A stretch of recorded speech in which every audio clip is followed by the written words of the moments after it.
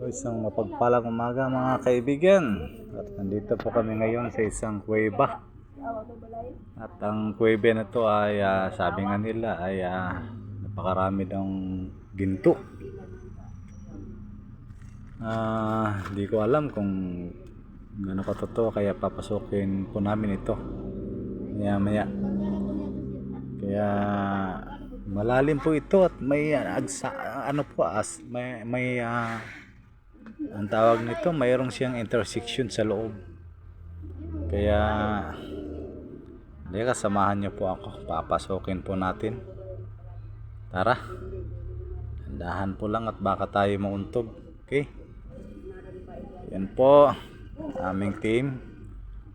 Pasok na po, dahan-dahan. Pasok po sa loob ng kuweba yan.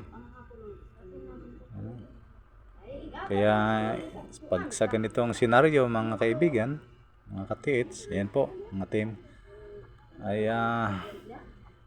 huwag po tayong basta-basta pumasok kung hindi tayo eksperto. Kasi sa mga ganito mayroon pong mga fumes, yung mga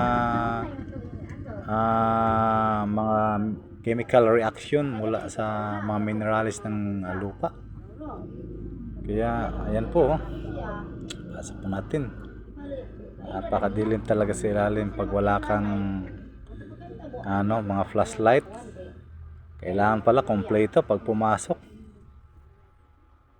Kaya ingat-ingat lang po. Ayun, no? Ang flashlight namin kung hanggang saan lang abutin. Di talaga nakakaabot ng Ayan.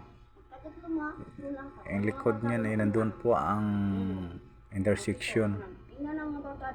Kaya sa intersection na yan, basta-basta kailangan alamin natin. Ay, lalabas na lang tayo. Kasi mukhang delikado. Yan, pumasok pa isang kasama namin. Pero ako, lalabas na ako at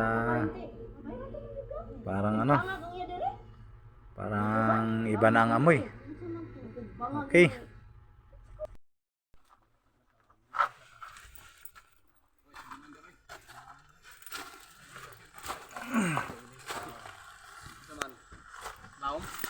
Positive. Positive